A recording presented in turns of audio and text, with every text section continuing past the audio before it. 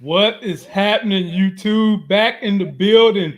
It's your boy, the Avengers of Life Gains and Current Culture, me and that living legend, Larry over there. Brother Larry, how you feeling? Man, I'm just fighting back, man. I feel like I need to fly out to Seattle or Portland or something, man.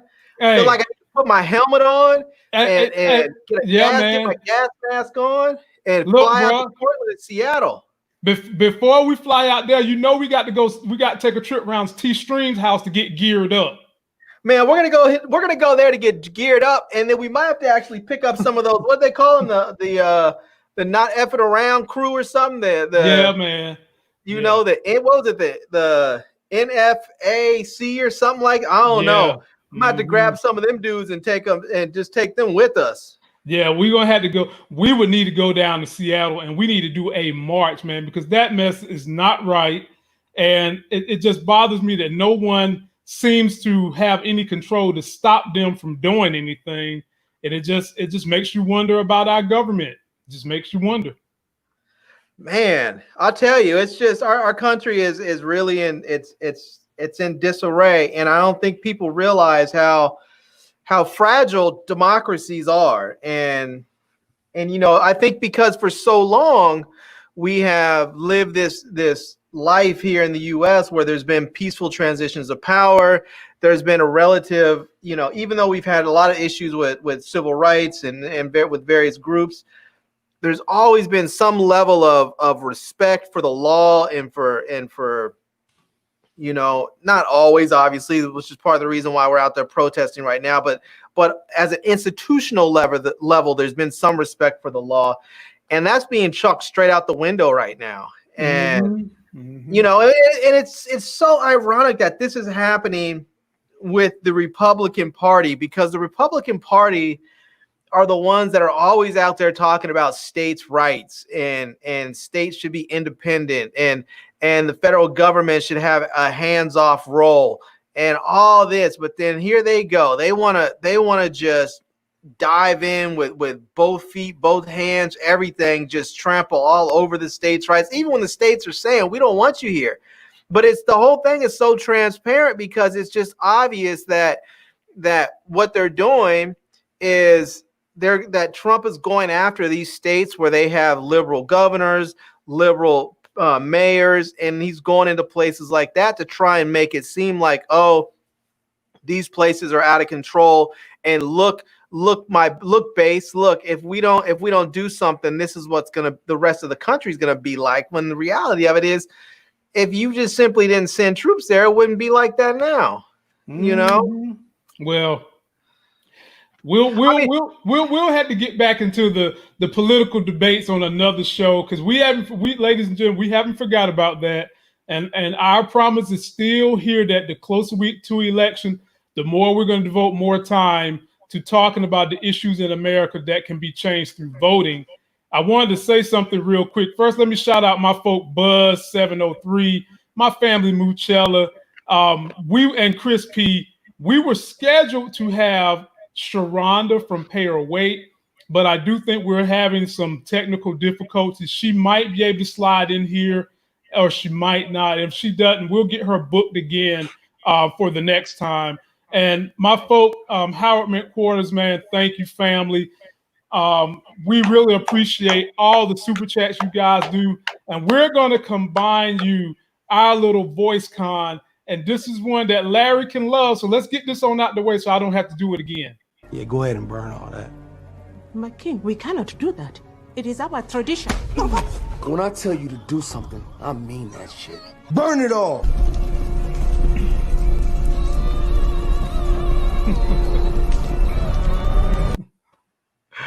That is for my folk Larry, for my folk Howard McQuarters, and for my folk Buzz.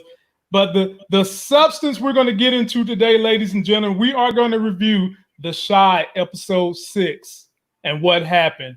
We're going to review P-Valley episode 3, what happened. And then we're going to end on reviewing and reacting to the trailer for episode 7 of The Chi. Thoughts go to Larry first. Larry, the living legend Larry, give me your thoughts and opinions on The Chi episode 6 that came out last night.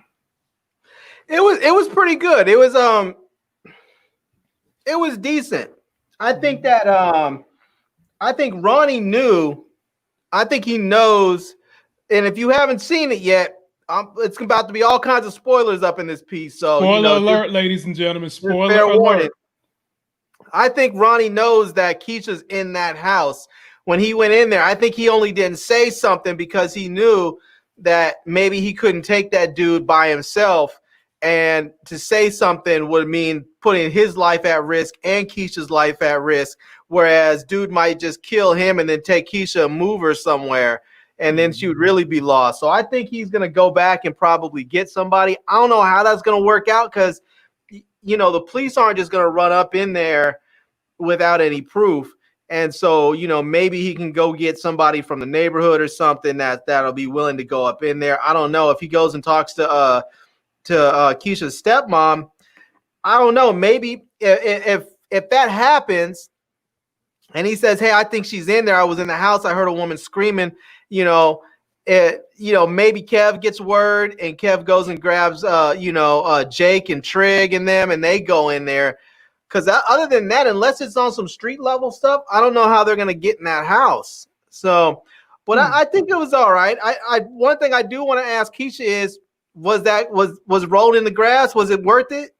Oh, God. Was it worth it? Because I'm saying she could have been at home. She could have been celebrating Jake's birthday. But now she's got a jacked up haircut. She's gonna need to go get her hair she's gonna need to go get her hair did because dude, obviously he was just chopping away, butchering it away. I was like, you could at least give her a little style if you're gonna cut her hair up. But you know what's gonna happen with Keisha when she finally gets free? She is not gonna want to have. Ladies and gentlemen, I should get the drum roll. I'm getting ready to click a button and wait till y'all see who's going to be in here. Look who decided to come in the building. Y'all are going to kill me. It's Sharronda from Pay or Wait, ladies and gentlemen, in the house. There we go. I am so sorry. I was literally dying working out, and I happened to check my computer, and I was like, oh my God, it's Monday. I'm so sorry.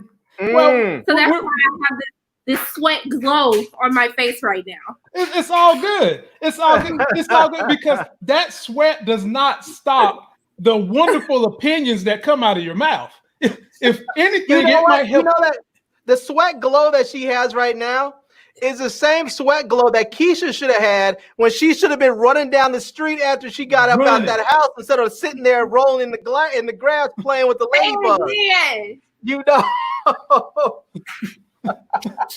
So in my TV at 2:00 in the morning. Shoot. So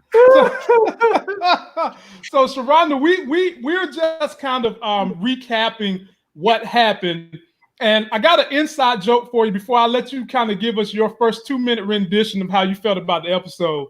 I just had that baby, and. You know what? The first thing I said when the baby came out, I said, she got that pale weight hair like Sharronda. That's the first thing I said. That baby got that Russell Wilson, that Sharronda pale weight hair. Hey, one of my followers sent me a message that's like, I like your Jimmy Neutron hair. I said,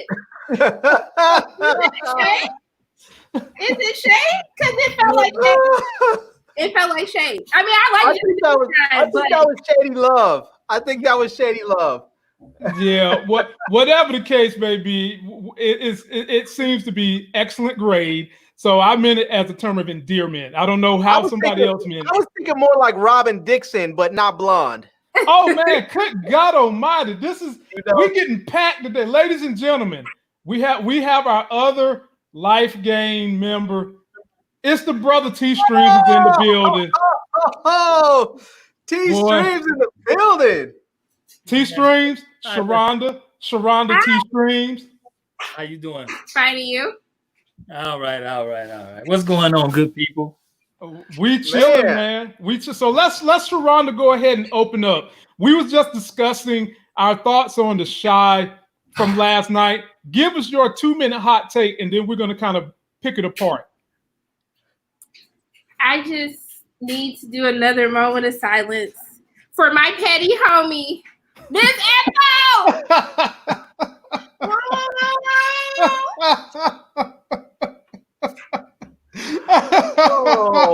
Where am I going to find my level of petty? Okay, because when she told Ronnie like your mama and your daddy wasn't ish, no, she said your mama was a hoe and your daddy wasn't ish. Who else is going to give me that? Okay. Nobody. There's nobody else that I think is that ruthless on that show that doesn't care.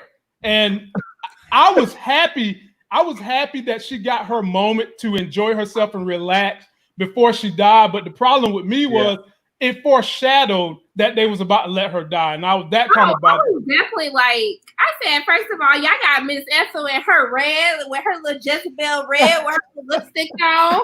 Miss Ethel had her edges laid, okay? Her hair was flayed. I said, you know what? Y'all got her looking casket ready. And I know she's not about to come out of this right now. I already know. Oh, damn. She said the body was warm when she went into the club, Larry. She said the body was already warm when she was going into the club.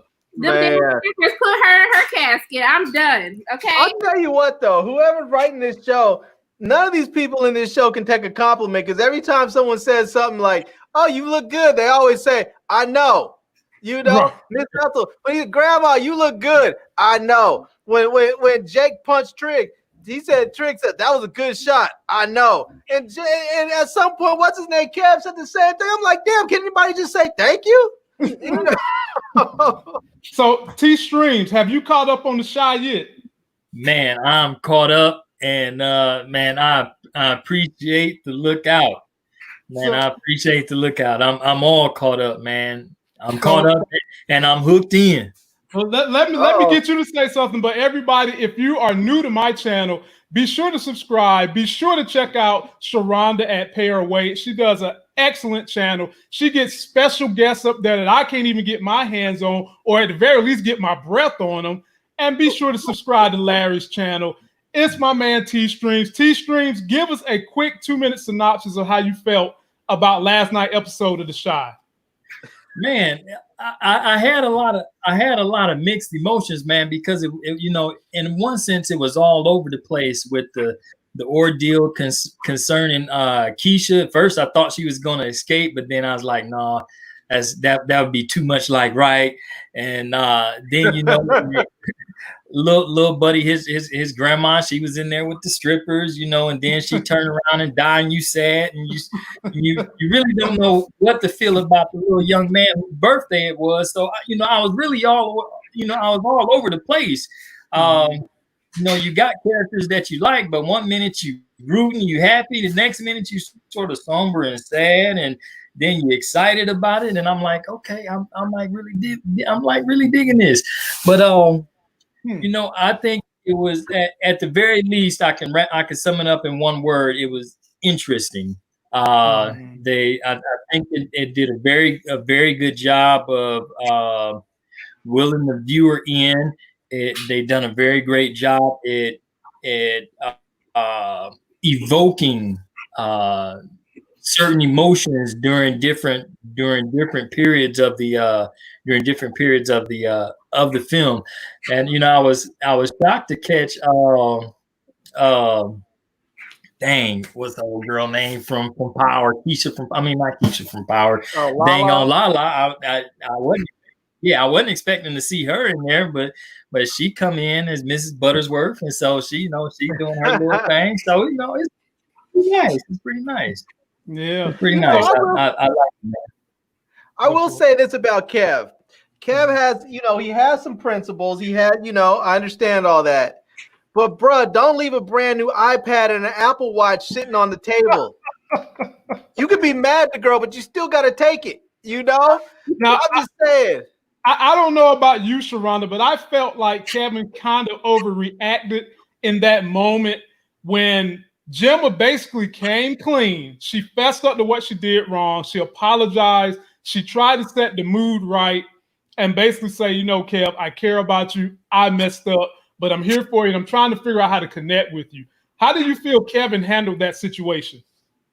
Like, I understood where Kevin was coming from, but First of all, my number one pet peeve, we do not cause scenes in public, okay? I don't care what you're feeling. We're not going to cause a scene in public because I don't do that. But I do think that Gemma was wrong because you can't expect somebody to handle a situation or react the way that you would. Because she was just like, I don't understand why you won't talk about it. But like his sister is literally missing. They don't know where she is. And you also have to take into account he's learning this. He's learning through his mother, who doesn't even know how to really communicate to her wife. You know, there's like a breakdown in communication when it comes from, you know, the parents down to the children. He doesn't know how to process his feelings. I don't even think that his mom has really had a discussion with him. The first time we see them talk is after the fundraiser, and she was really like asking him about Gemma. So, I mean, I don't agree with how he handled it, but I did feel as though she was kind of giving him this gift because she knew she had messed up. But I don't know. I guess she would have bought the gift already because they went skating to pass time until he got to his house. So I don't know. I mean, I just think that it's just his mom doesn't know how to process. He doesn't know how to process. And he really doesn't have anyone to talk to about it. So I can see how he would have that reaction. Yeah. I felt like she tried to butter him up. She was planning to pay for that birthday dinner, that date they was having, and she gave him that stuff. So I felt like she was trying to butter him up because she knew she was wrong to, in essence, open up to a mom. But I mean, I guess you can also say the mama is wrong because if your child come and confide in you something, I don't think you should be running out here telling somebody else about it either. But so did she talk to the girls' mothers about it? Is that how they found out? Yeah, she talked to the mom. She talked to her mom, and then her mother talked to her mom. Right. And then her mom went and gossiped with the other girls' moms. And I think that's where Kev really got upset with it. It wasn't so much that Kev talked to his mom about it. It was that it was like his sister's still out there missing. And so his life to them just became a point of gossip. And I think really that's where he's upset about. It's where, you know, I mean, because they come from two different worlds, where Kev is coming from a much more street world, obviously, where you come from a no snitching, don't talk about this type of stuff to people world. And then she's in this, you know, rich person. Oh, let's talk about our feelings and let's talk about everybody's personal business that we know. And that's basically what happened. She talked to her mom about it. And then her mom just took that as a piece of gossip and ran with it and talked to her friends, and it just spread like wildfire. And, you know, I mean, I think part of it is both of them are going to have to learn. Kev's going to have to learn the kind of world that he's in being at that school, and she's going to have to also learn the kind of world that he's from if she's going to be with them, because they are two different types of worlds, and they're going to have to learn how to deal with each other. And either that or Jake's going to start dating her, and then they don't have to worry about that at all. So yeah, you know? T-Strings, that's what I was going to tell you. I've been speculating that Jake and Jim is going to get together, and this is going to cause tension between the young men. Can you finally see this being the crack where that little worm nests on in there and swoops Gemma off her feet? Yeah, I think so. She's already hooked to him. And you know, I tend to like the little damsel in distress, you know, and her afro is pretty dope too. I like it too. That afro is on point. You know, she's like a little militant. Yeah, man, that afro is on point. Yeah, and so you know, her whole character is somewhat different from what we see in other young ladies playing right now, and so you know, I'm sort of digging that. I do think she has she's gonna continue. I think she's gonna continue to fall for them. I think they'll have their little thing. I can't see this being an open and closed door on that. I do think the young man sort of overreacted. I just saw one of the subscribers comment that, you know, she confided to her mom, which should have been a safe space. And you know, I sort of agree with that. And you know, but you know, with him going through what he's going through, at this particular time, he, you know, that narrow-mindedness is not going to allow him to see that and understand that, because right now he's thinking, you know, he's thinking and reacting out of emotion. But yeah, man, I think he got her, and you can already see it causing a rift, or at least with the one young guy, with the one with the little ashy lips. I'm still Jake, See, man, he has a skin condition, man. Coconut what it oil. is? Okay. Yes, man. Coconut oil won't even fix his problem. He has a skin condition. It doesn't take away from his acting acumen. All right. Oh yeah, I mean, don't get me wrong, my man, he's hard for a little 16, 15-year-old, however old he's supposed to be in the film. But you know, you see Big Boy got a little Big Mama that on his little side, and so they, you know, they and so he's, you know, he's feeling a little left out, and then he got his own little situation going too, and so that may cause other problems in that, you know, in that whole deal. Mm-hmm. Yeah. So maybe he can find a nice young man or lady like Trig has, you know. See, here you go. Now before we get to that, I want to discuss this Papa and M thing. So Papa is hot to try. He wants to wipe this girl on up, and she is treating him the way Kevin was treating her. She wants to be, you know, hugged up, booed up in the dark, but don't want to make this relationship official. So pay her weight. What's up with that?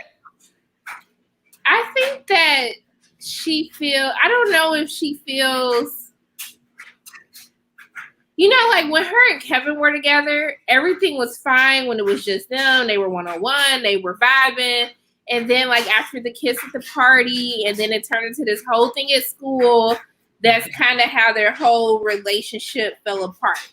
And so I think that Maisha, she just feels like people are always going to be hating no matter who she's talking to, who she's dating.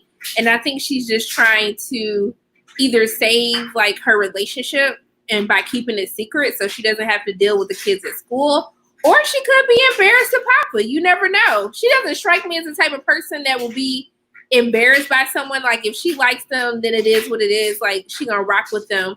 But I don't know. I just thought it was weird. Like it just came out of nowhere. I mean, he's been walking her to school and stuff. I don't know, child. But I think it's just she wants people out of her business so she can keep her relationship. Yeah. So Larry, what you think? Even though she will walk and hold his hand in public, then they dropped that perfectly good ass birthday cake.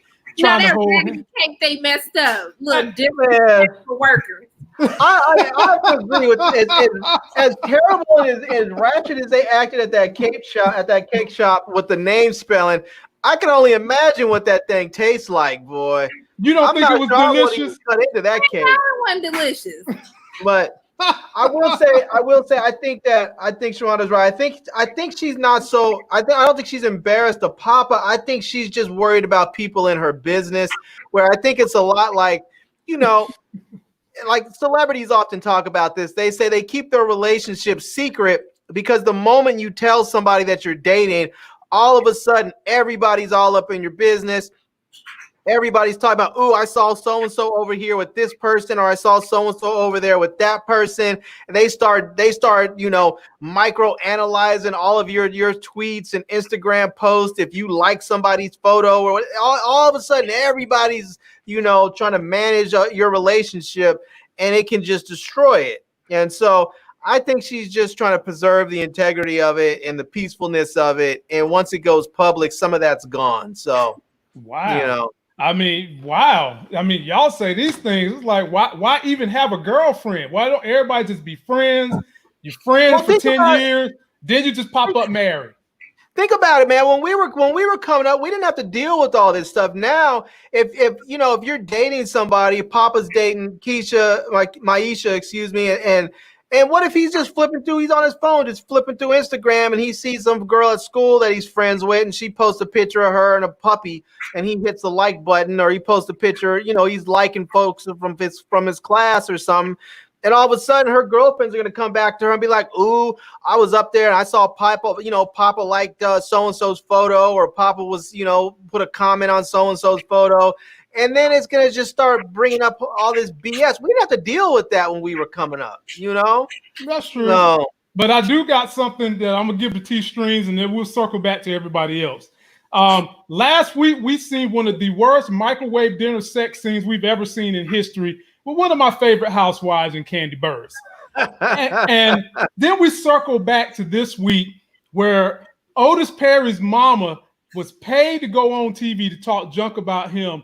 And she doesn't sound like she really cares for Lena Waithe's character that much. She was calling her a dyke, which is a derogatory term, but still saying she would vote for her over her son. How did you feel about that exchange with the mama, Otis Perry Duda, and Candy?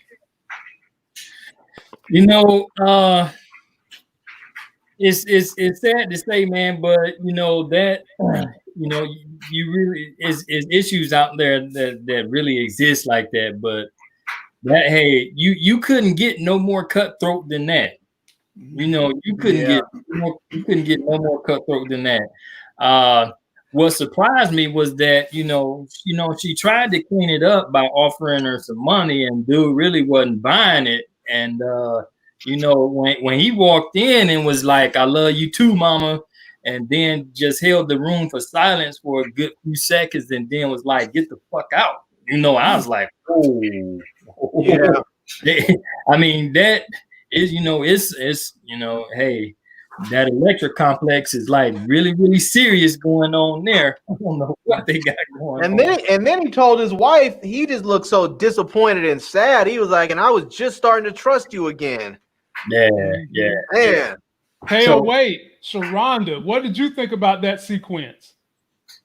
You talk about with the raggedy mama or the microwave sex scene? No, well, we're going to get on past the microwave sex. We don't want to talk about that. We want to talk about the mama scene now. Unless you got a hot take about the microwave scene. Maybe you enjoyed it. Maybe I'm wrong. But, I mean. I was laughing the whole time. I mean, I thought it was meant to be comedy. I hope it was meant to be comedy. It had to be. Is that what Tom was really mad about? That's what I said to Larry last week. Yeah. Oh, but his mother, I really want to know the backstory between Otis and his mother, because I don't know. Like, I just feel like there's something very innocent at Otis's core that, he continuously talks about what motivates him is everyone who has told him that he cannot be anything more than what they expect our Black men to be on the streets. Like, that's all the people have told him, from him saying he wanted to run for mayor, and his mother, who obviously doesn't believe in her son enough so much that she would donate money to someone that she doesn't care about. And so it made me feel bad for him in that scene, because it was just like, that is your mother. And then you see the respect that he still, even though he told her to get the F out, I was like, baby, you better than me on that one. But I just felt like that really hurt him. And you can truly tell that everyone around him disappoints him. I think that's why he has such a connection to Jake, because he feels like, even though he's using Jake, but he still feels as though he can give Jake what he never had, right? And then, Jake is the one person that actually believes in him and sees him for the good person he is until, what happened last week. So I just felt really bad for him. Larry, last word goes to you. Duda and the mama. And Duda did mention that his mom has mental health issues, which is what he's trying to convey as he's going to use this as fuel for his campaign. How do you feel about it? Yeah, that part right there, I knew that was coming. I mean, that was sort of an obvious plot line they were going to do that as soon as she went out there in front of the cameras. Because I was like, man, if I'm a campaign strategist, the first thing that I'm going to say is she has mental health issues and we need to take care of her. And because you can't diss your mom, you can't go up against her. So the only thing you can do is say she's mentally unstable and I feel bad and we're going to try and take care of her and get her the help that she needs. And that's exactly how it played out. So, I mean, in that sense, It was a little disappointing in that respect because I saw it coming a mile away, but it probably was real, because if that happened in real life, I think that's really what would have happened anyway. Because you can't diss your mom, so the only thing you can do is say that she has mental health issues. So it was all right. I mean, I don't really know where they're going with that story. I guess if they're if that's the way they're going to play it, where they're going to try and have his campaign ruined from the inside out, sort of. But I don't think that. I think dude is going to do enough to destroy his campaign anyway. I think he's going to win, but I think that's where it's going wrong. We still haven't seen Otis and Camille face off with one another. They're both crooked. It ain't like either one of them is like the best candidate, but we never seen them debate, like even be in the same room with one another. I mean, how many episodes is this season? It's 10, I think, and we're getting close.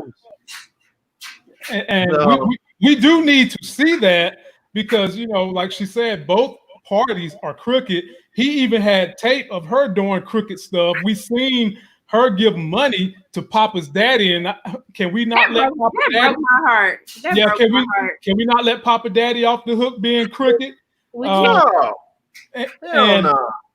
There's too many things they've got to sew up this season that I know we're not going to get to, which leads me to my next point for everyone to discuss, and that's Jake finding out from Trig, that Duda killed his brother, finds the money that Reg hid, and does anyone here think, and I'll give this to you, Sharronda, first, do you think that Jake is going to finally go and decide to stay with Trig?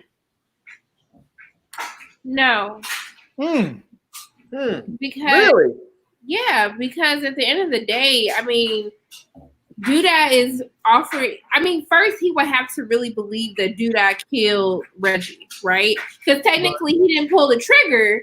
He just kind of set it up, and really Reggie put everything in motion. Like Reggie started the stuff in the first place. It's not like he just woke up one day and said he was gonna kill Reggie. Reggie really got all this stuff popped off. But right. I think that he is going to choose to stay with Duda unless he knows Reggie is alive, because I ain't seen no casket. I ain't seen no funeral body. I saw them just pick him up. No. I'm just saying. No, not you too. Oh, here we go. Conspiracy theories. I guess Ghost is alive too. Ghost is alive too. Yeah, man. And Angela alive too, as far as that's concerned. Do you think I thought Angela was dead. Okay. I did think Ghost was gonna pop back up though.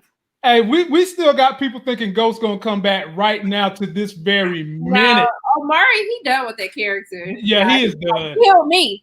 Yeah, man. But T-Stream, do you think that Jake is gonna wind up going with Duda? Yay or nay, and why? I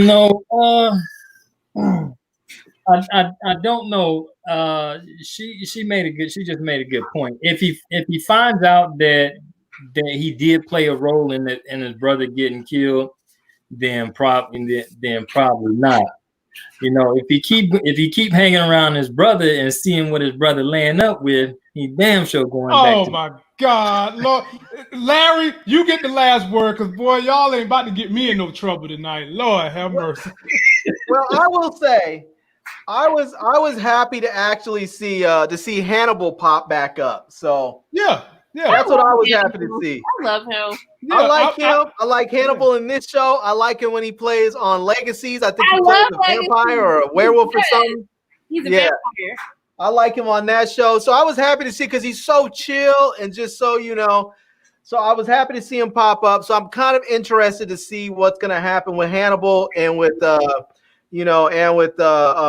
his name? Emmett, because I have a feeling those two are going to work together, and I think they're going to work well together. I do too.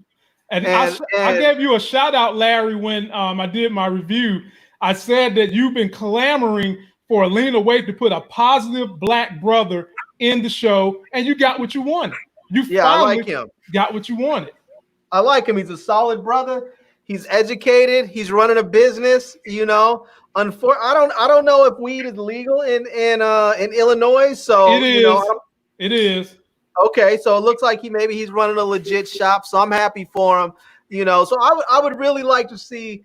I would really like to see that relationship. You know, really take off. And I think Hannibal might actually be willing to actually make that move because he's seen how hard Emmett worked and how well he worked when he was with Brandon and how loyal he was to Brandon. So I think he might to look at that and say, hey, I know he'll be loyal if I give him an opportunity, and he'll work hard. He won't screw it up if I give him the opportunity. So he might actually do it. So we'll see.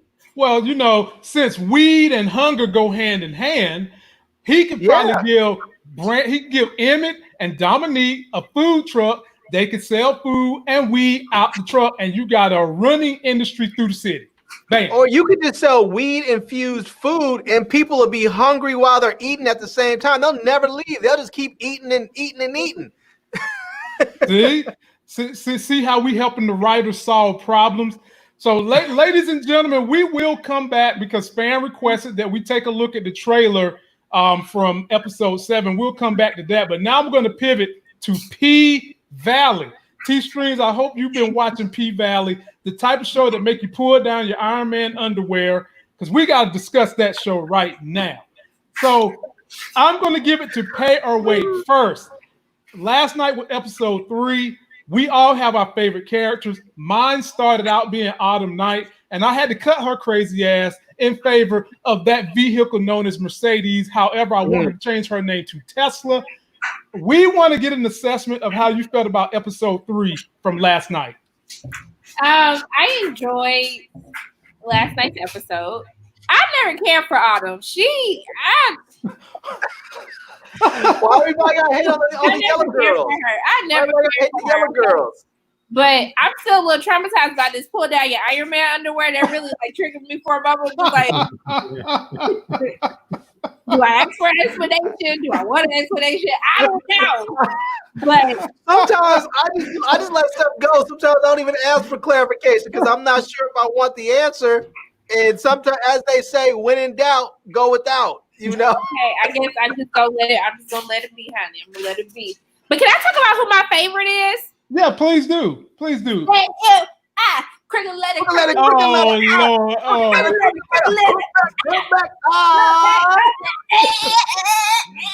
Oh my God! We got another Mississippi fan in the building. Mississippi, my favorite. She the best one on the pole, honey. Too. Okay. She tough. She tough. Mississippi is my joy. But Mercedes is tough too now. I did poll for poll for like 3.5 years. Like if I be looking for a technique, I don't be looking at the ass cheeks and stuff. I be looking at the technique behind it, and I say Mississippi the baddest one. Mississippi is like the Kelly of the group. Yeah. And Mercedes is the Beyonce because she got the body. Okay?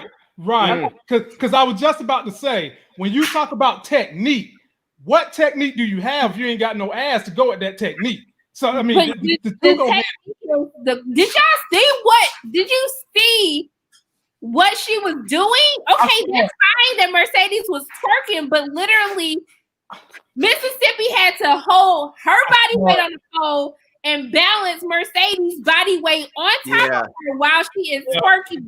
That is poor ab work. Like, she grabbed, that was crazy. I can't even remember white girl name. Then she had to grab her, swing her around the pole. Like, that is, come on, y'all. See, y'all falling for the little showy stuff. You gotta read between all of that. No, look. I love my Mississippi. She's a joint. We believe in Crooked Letter. We know she the toughest one. But Crooked Letter. We know she tough.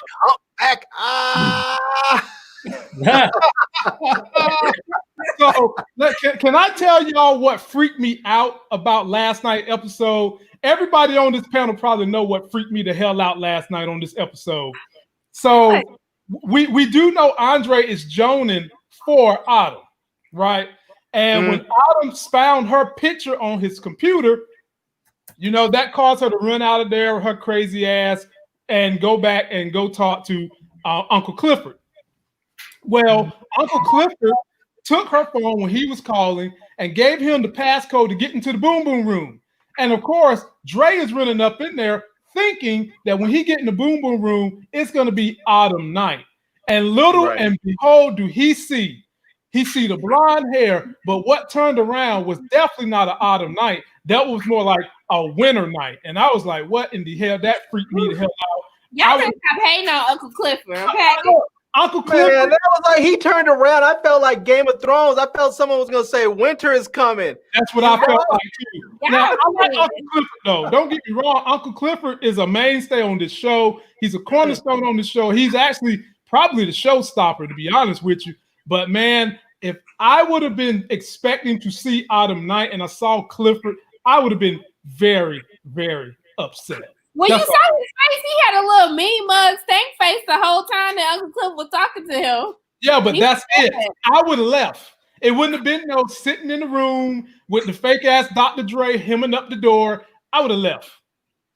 I want to know what episode is it going to be that Diamond kills Mississippi's dude. I do too. It's gonna happen. I want to see what his raggedy behind looked like in the first place. What didn't he come in with the flower? Didn't he come in? No, that was her other regular. Remember, she had two regulars. Yeah, that was her regular. What if it's the mayor? Do you think isn't that Isaiah Washington? Yes, and he be playing that character a little bit too good. Okay, he do. He really do. It could be him. Because they revealed last night that he's dirty. I mean, he's knee deep in the dirt. And I really felt like Larry said, this show picked up heavily by second episode. The first episode was kind of a building, a setting up of everything that happened. But now that steam is rolling. And what do you guys think that besides trying to siphon money from the casinos, what is Uncle Clifford looking for? And I'll give that one to you first, Larry. I mean, I think he's looking for security. I think he wants to be in a position where his club is going to be right there where the casino is, so that he'll have a steady revenue. You know, he'll have a whole bunch of money coming. He'll have a steady revenue stream, and he'll because he's so in debt.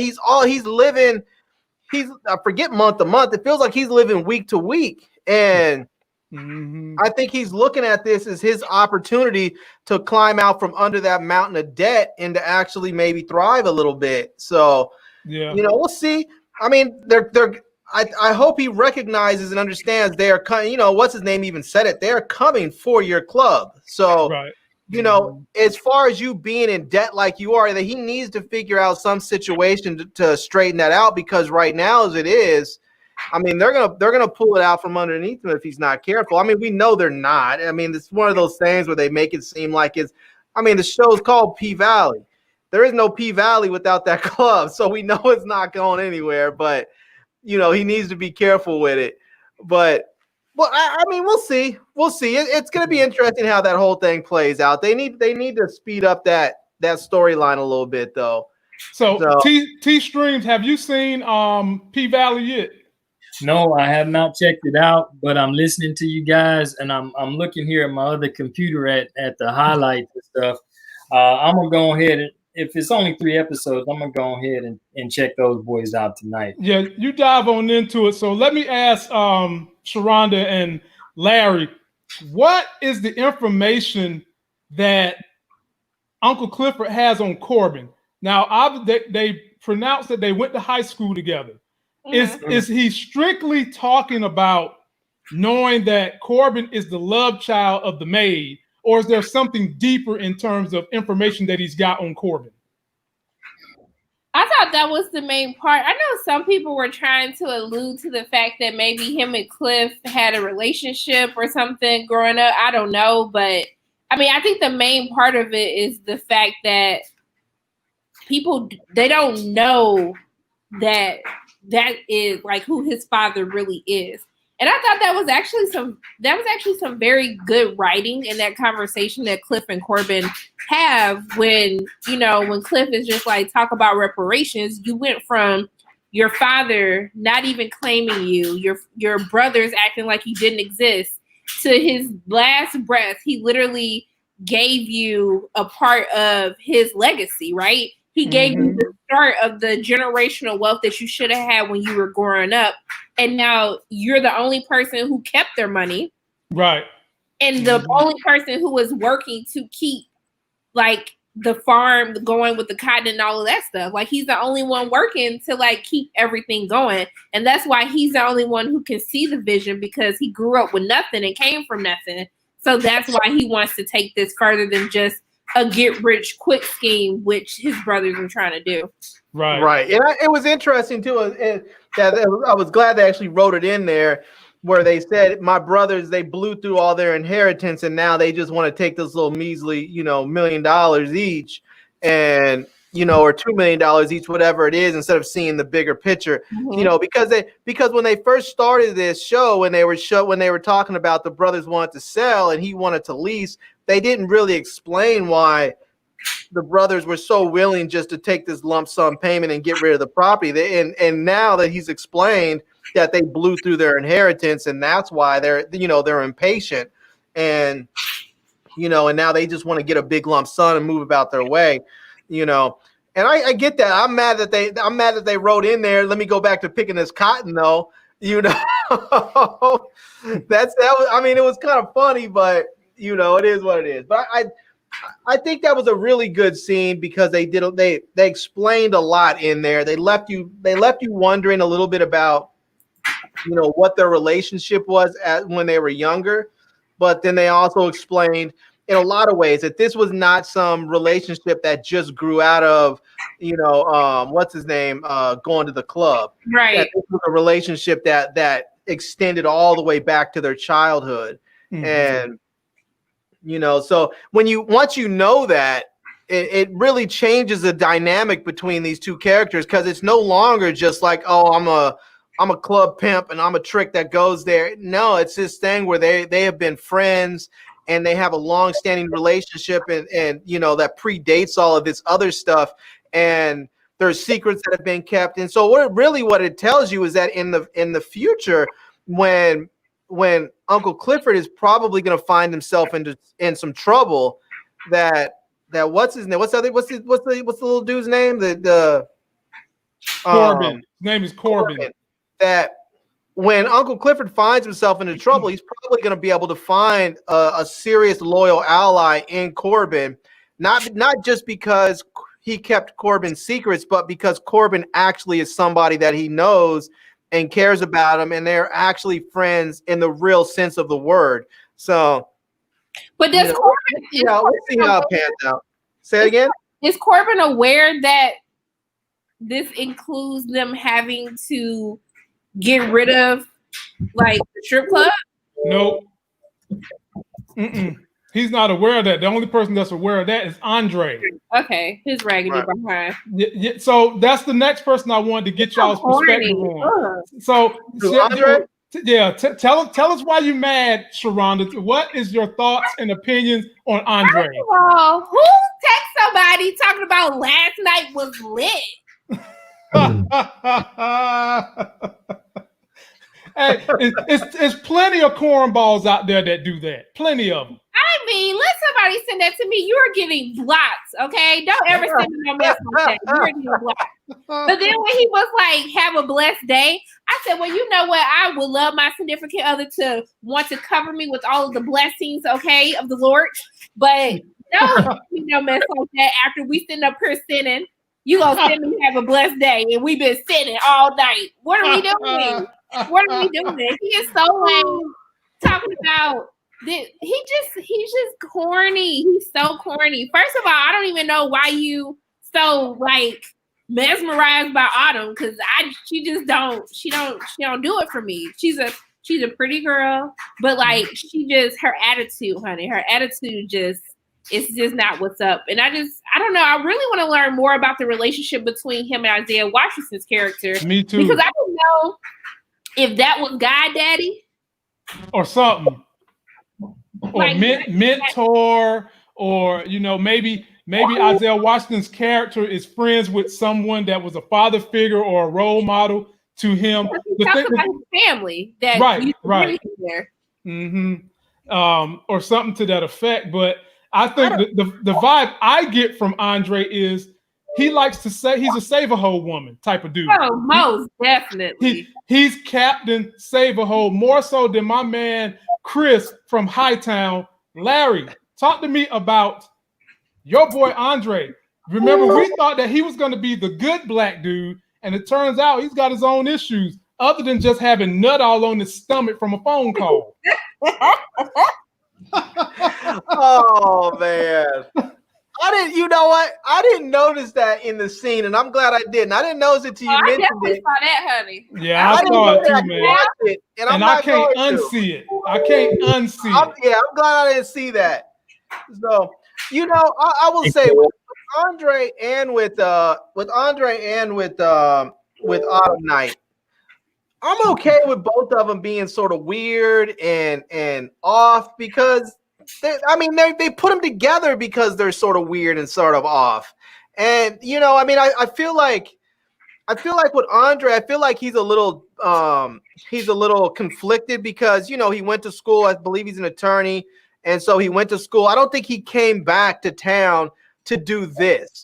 I think he came back, you know, and sort of got thrown into this situation because he's dealing with his family. But I think that he wanted to do probably something more on the up and up, because even when he talks to I believe it's his dad or his uncle that he's talking to. He's talking to my daddy. Yeah, and he's telling him, I don't think this is on the up and up. I don't think this is there. This is just the way things are done. So I think he wants to be more legit than he's allowed to be. And with Autumn Night, with her kind of little weird attitude, I think it's because she's traumatized. We know she's traumatized. I don't think her attitude is just the way she probably normally is. We know that she's been through traumatic experiences with men, through Katrina, I guess it is, or whatever floods they've had. And she's losing a child potentially. We know she's been through a lot. They keep on sort of piecemealing out little bits of the story. So I imagine at some point they're going to have a big reveal. We know that she got that big payout. So we know that money is going to play into this somehow. Like, once you get all that big stack of cash, I don't know why you're still stripping. Just go and start your life over somewhere. But, you know. With $9,000? Disrespectful. Is that all it was? Disrespectful. It was only like what they pay her in ones? I mean, she had stacks. That was $9,000, man. That was more than $9,000. That was $9,000. Stack of money like that. I mean, what was Western Union paying her in ones? I mean, it wasn't a strip club. That was the money change place. Man, that was $9,000, man. That's all she got. That's all she got. Okay. I don't know what she's gonna do with that. But I can tell you right now, $9,000. Hell, I can go to Detroit and go buy me a little fixer-up house, probably for less than that. Huh? They going up. Oh, they going up there. Yeah, they done renovated Detroit, man. But getting back to the Dirty Delta, I think the one character that we don't have enough information on is the mayor. Just how crooked do y'all think the mayor is? I'll start with you, Sharronda. How dirty is the mayor? If the church, the house of the Lord is crooked, I don't see why we would be shocked that the mayor is crooked. So I mean, fake preaching. That's for damn sure. What? Nobody's supposed to be here. What? Yeah, that is for damn sure. Lord have mercy. Golly, that whole town crooked. Okay. Okay. So then let's get to my favorite character, the car that I'm driving, the Mercedes, and how in the beginning people was against her from the way they treated Autumn, but I've been writing her saying that she is really just hard grizzled on the outside, big old ball of sugar on the inside. When is this relationship between her and her mom going to break down? Because she's waiting to get this money back from her mom so she can open up her dance studio. She has issues with her own daughter that has been taken away from her and given to another person who is lashing out because her mom is actually stripping. And she's doing things on social media. What is going to be the Achilles heels for this character? Larry, I'll give it to you first. I mean, one, I don't know if she's ever getting that money back. She thinks she's getting that money back, so we'll see. Because that gym, I'm not sure that's gonna happen. But I mean, obviously they're sort of teeing it up, this whole relationship with the daughter and her, and you wouldn't have given me up, and they're at some point they're gonna have to tell us why she gave her up, what happened in her life that required her to give her daughter to somebody else and not be there to raise her own child. I mean, her mother's there. You would think her mother might have been there to help take care of her instead of having her give her up, but I don't know. We'll see what happens with it. Obviously, obviously the girl is going through some stuff. It's, I mean, I imagine it's, seeing your mom strip and all that stuff is one thing, but she also, apparently she lost her dad. The little girl's going through some stuff, I mean, I understand you can get mad and it would be upsetting to see all that too, but you have to deal with it, I imagine, in a better way, because the girl seems like she's traumatized, and dealing with trauma by simply yelling and punishing is not going to do any good for her. So, she really, the mother and whoever that guardian was, they need to figure out, how do we deal with this in a real positive way? Otherwise, you're just going to have more stripper parties, or more booty shaking parties. So can we talk about this age though? Okay, because in the first episode, Mercedes said that the stripper retirement age is 25. Right. Her daughter, like, this not adding up, y'all. How old was she when she had a baby? Probably like 12 or 13. Yeah. And that's assuming that, but we know Mercedes is not 25. Mercedes looks like she's probably 35. But she said she's 25.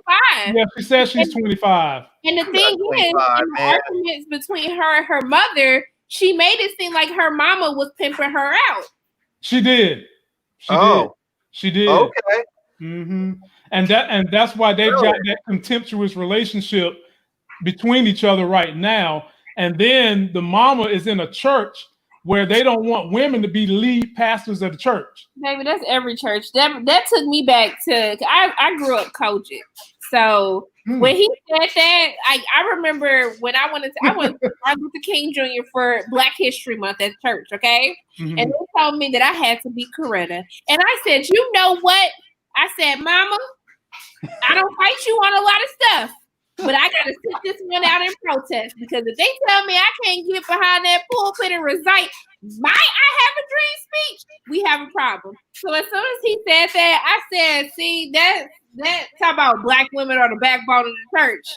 Okay, so let me be the backbone of that pulpit. Because I'm still the backbone of that collection plate. But that wouldn't be the backbone. That would be the front. That would be the face and the body. You're the backbone. Backbone holds everything up. I was just like, I said, girl, you need to leave that church. They trifling, talking about I'm sitting up here single-handedly saving your building fund, but I can't preach. No, because women aren't supposed to preach. What? It's in the Bible. Women aren't supposed to teach. They're not supposed to teach men. They're not supposed to. I didn't write the book. I didn't write the book. I didn't read it. You about to start it, Larry. I'm just saying. I didn't write it. I mean, people are gonna live by the book. They'll live by the book. There ain't nobody in that church living by the book. Oh, I agree with you on that. No one is living by the book in that church. So I mean, once you're making your own rules, you can do whatever you want to do. But yeah, nobody is living by any rules in that church, and for the most part, most churches, as far as that's concerned. But to finish off this particular episode, so we can get T-Streams back involved, what would each of you, Sharronda and Larry, how would you rate this episode? Sharronda, you go first. I definitely give the episode, I mean, I really like this, so I give it an 8 out of 10. That's mainly for the pole work of the trifecta that we saw in this week's episode. And I did like learning more about the relationship between Corbin and Cliff, and then also the bombshell that Mercedes has a daughter. But really just watching Mercedes curse them out, like, bless your thotty hearts. I was just like, that was funny. I can't do this. I cannot do this.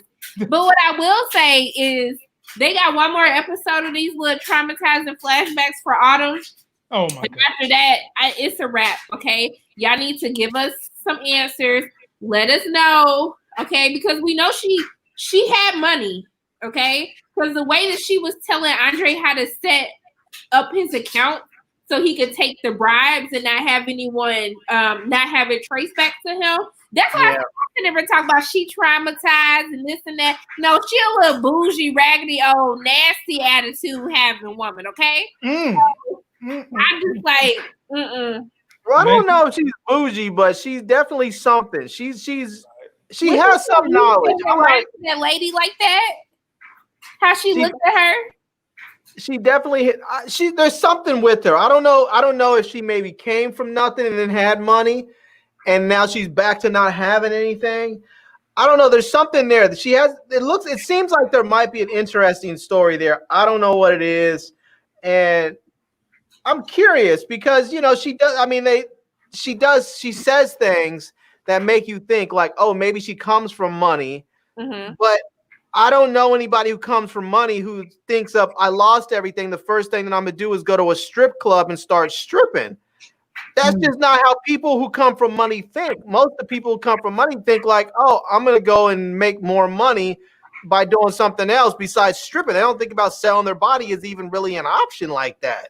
Well, could it be that the man she was with had money? Yeah. Could it be that he had money? He taught her, how to help in the business, run the business, manage the business, and then they lost everything.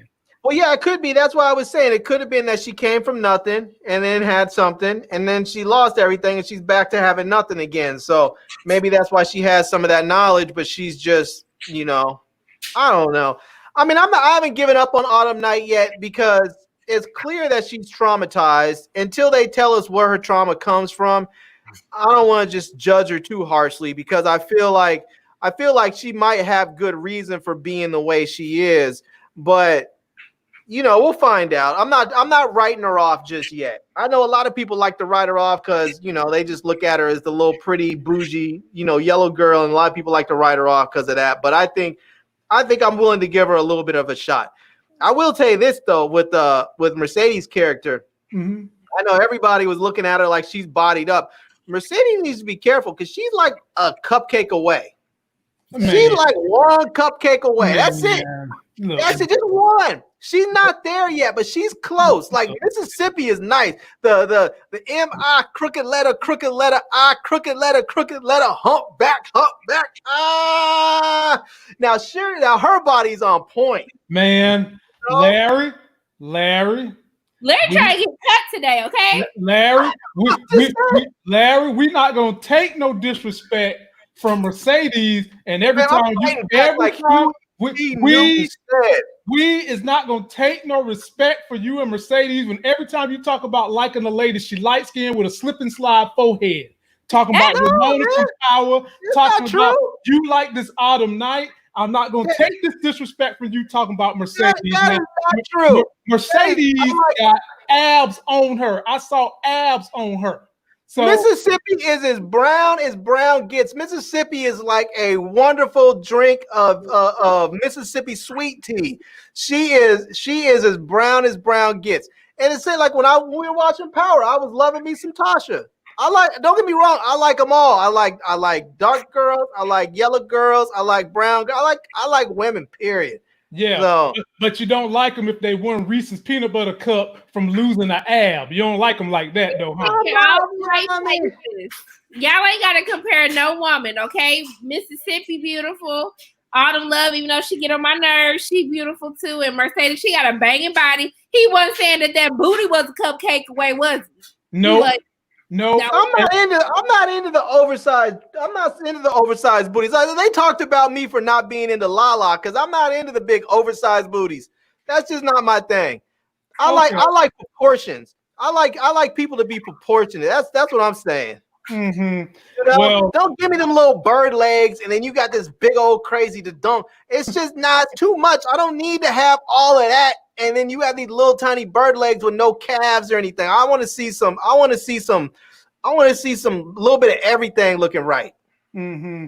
Yeah, So- Larry claims he wants his whole Thanksgiving dinner. He wants all parts of the turkey. And I guess we're gonna stop the P Valley talk there. Great episode, ladies and gentlemen. Yeah, it was an 8 for me too. But now we're gonna get back to the Shy. They released the trailer today. My subscribers want us to react to it so that we can bring T-Streams back into the fold. Take a look at this trailer, and then we will break it down and talk about it. So, y'all want me to evict Sonny? Come on now, that's cold-blooded. Yeah, I was raised on this chicken. You don't like this chicken? Yeah, I love Sonny like an uncle. He's always been there for me when I needed him, put money in my pocket when I was broke. But the way he doing things ain't working no more. Like, you going up on the rent. Look, I don't want to. I don't have no choice. We know that. And the real is he can't afford to pay you, but we can. Listen, what we're trying to say is we're still gonna call it Sonny's, right? But just for the new generation. All she's saying is we the next generation. Yeah. I mean, next generation. This ain't Star Trek. Bro, this is a win-win situation. Are you bringing somebody new? They not gonna know the customers. They not gonna know the neighborhood. They not gonna know how shit works. They ain't gonna last. Look, but I'm from that block. I know that kitchen like the back of my hand. We doing you a favor. Oh, okay, that's what this is. You brought the kid in here, think you was gonna soften me up and I was gonna do whatever you wanted me to do. No, I don't think so, okay? You can't get one over on me. Look, I'm trying to build a legacy for him. I'm trying to build a legacy for myself. Come on, man, the numbers don't lie. And my food is bomb. Look, I bought you a piece of cake. You made that cake?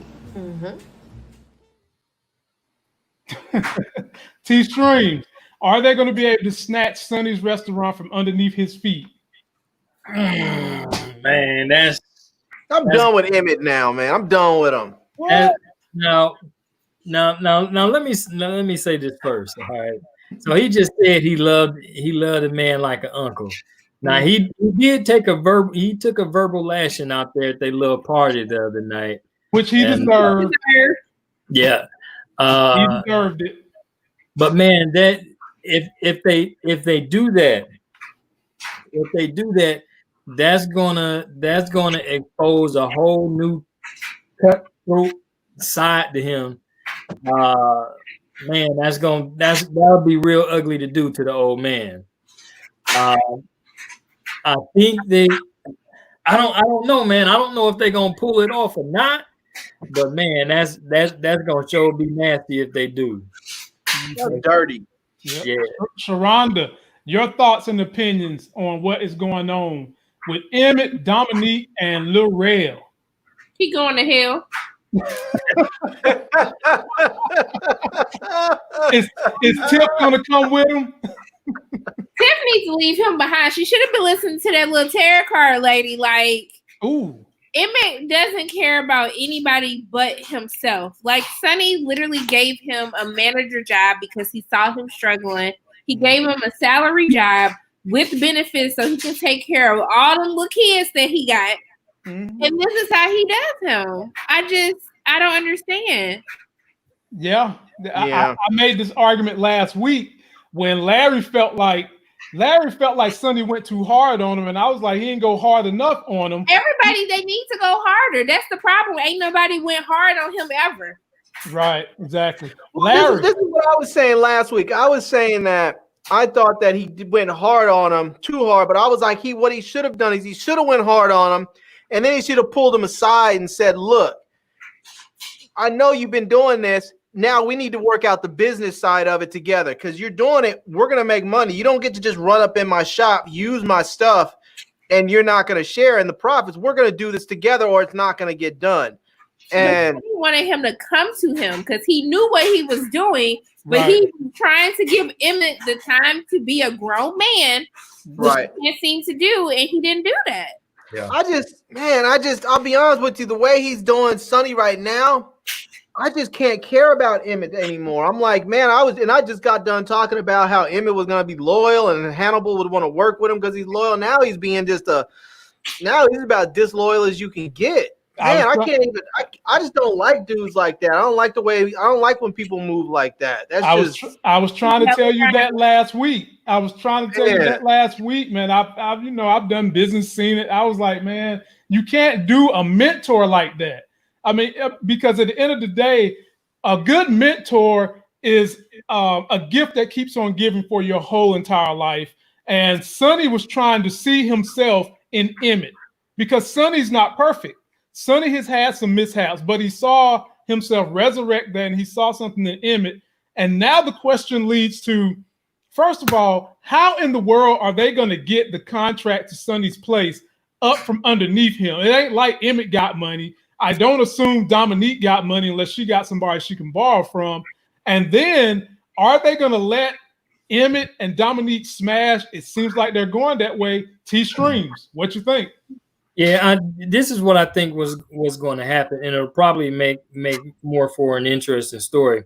So I don't think Real is going to give it to him, well, whoever the landlord, whatever his name is, but I don't think he's going to give him the spot. All right, and it's going to force him to go back to Sonny apologetically to try to win him over, so that they can try to do it together because they need that spot. And then I think that may happen.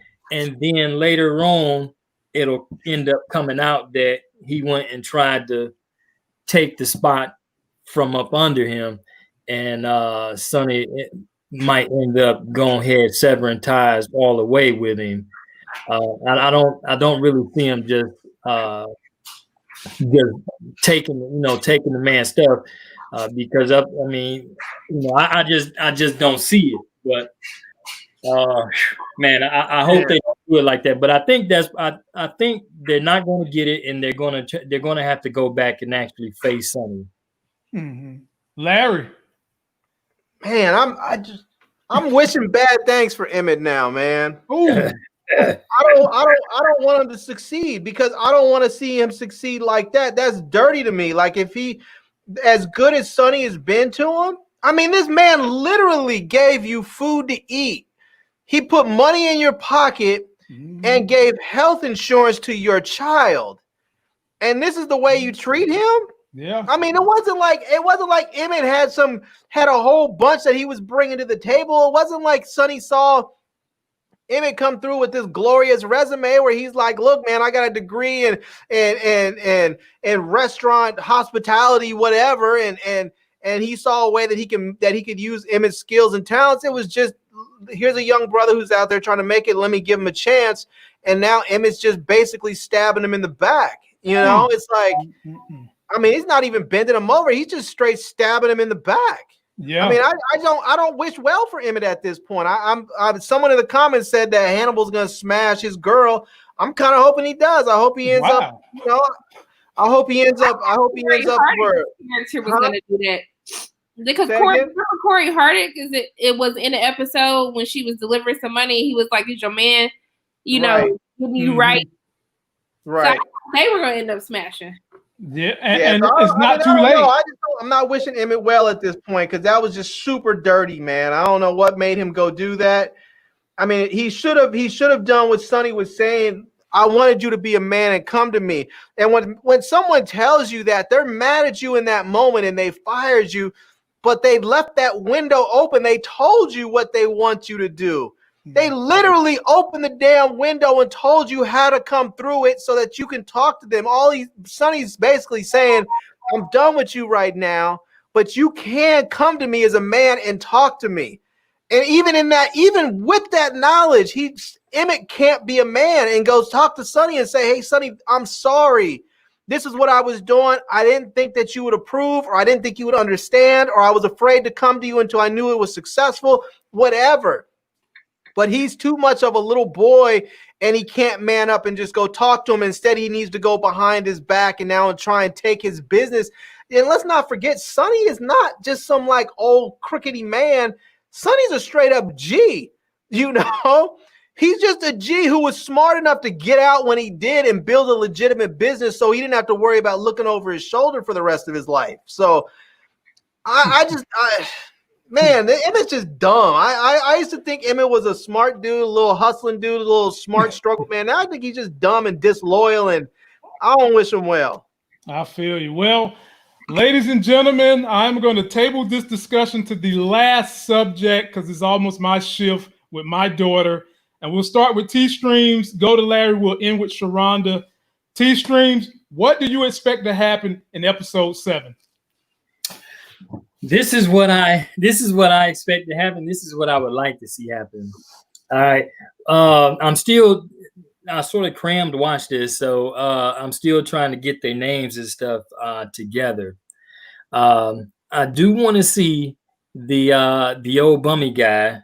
Ronnie. Yeah, I would like to see him have his shine moment because he is hot on the trail of Keisha. Mm-hmm. And so I would like to see him have that shine moment for him, especially seeing that he's lost everything now. He was just baptized again. He lost his grandma, and so this would really be a good way for him to have his moment. So I would like to see that one. Okay. I really think that they are going to have to go back and get with Sonny. But I think the twist is I think Sonny will actually eventually have the upper hand by dealing with them. So I don't think they're going to be able to snatch the lease from up under him, but I could be wrong. But I do think they'll end up going back to him. I think Keisha will be found, or within the next 2 episodes, and that's what I'm looking forward to. Okay, Larry, balls in your court. So there's a couple of things I want to touch on with the show, and one with Kev. One is I still don't believe that those little white girls that were at the skating rink, I don't think that those little rich white girls would have ever in their lives been allowed to go to a skating rink on the south side of Chicago.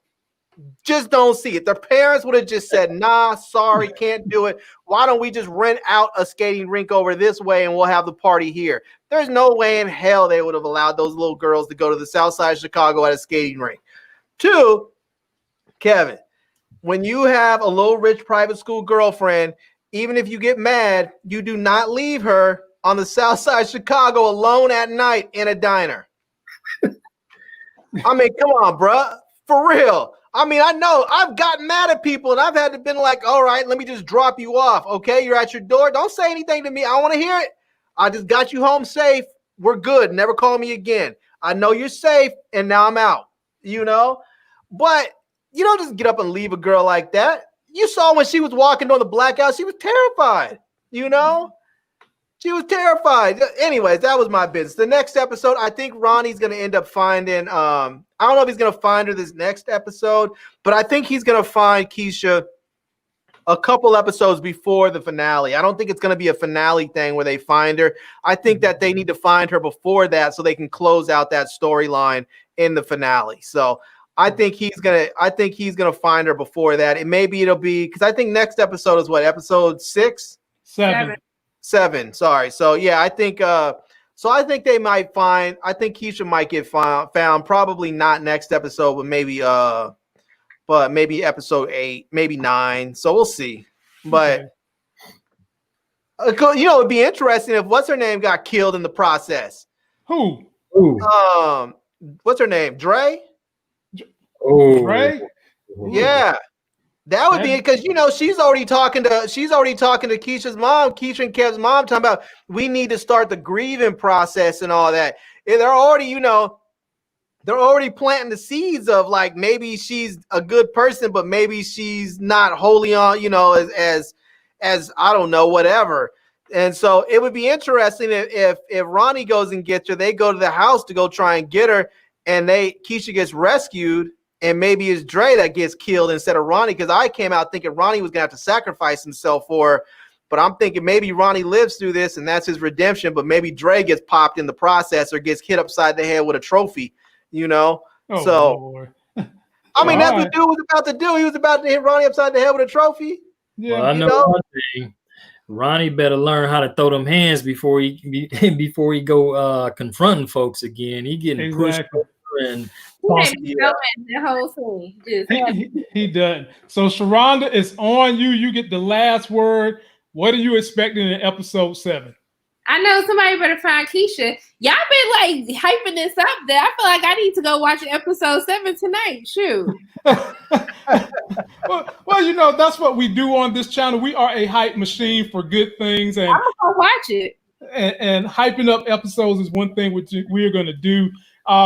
So what is your reasonable expectation of anything that you think is going to happen in episode 7? I mean, I feel like because Miss Ethel passed and she said that he's going to find Keisha, that he's going to find her next episode. Okay. Well, ladies and gentlemen, you've heard it here. Sharronda thinks that we're going to have a Keisha sighting this coming episode. They've got to do it before the finale. You can't just have it at the finale because they've got to tie up these ends. Keisha's going to have to explain what was going on. Loved ones and emotions have got to get tied up. Personally, I think Keisha might find a way to escape on her own, but I'm not sure that it's going to be episode 7. Stay tuned. And who's going to do her hair when she gets out? Well, let me tell you what I think is going to happen with that. I think that she's going to be so traumatized by that man telling her the story of him liking that other chick with hair that she might just cut her hair short and say the hell with hair. No, he said he liked her hair because she wore it natural. So I think Keisha might go get a perm. She might go get her hair relaxed or go put a weave on or something. She might just cut it off. Her hair natural again. Yeah, she might just go and cut it off and say, you know what, not anymore. So we'll see. And ladies and gentlemen, that's going to do it for us. Please be sure to go and check out the homegirl Sharronda at Pay or Wait. One of the best YouTubers out there. She lays it down. Be sure to subscribe to the living legend Larry. Y'all know what kind of crazy you're going to get from him. And go check out my boy T Streams at his Facebook group. Thank you all for coming and sharing some time with us tonight. Me, Larry, and T Streams. We'll be back Wednesday night. We will discuss what we are doing with our stock options. I made some crazy trades today and got some things lined up. And we'll discuss whatever's hot for TV shows that day as well. And until that next Sex is Hell video, we'll see you. Peace.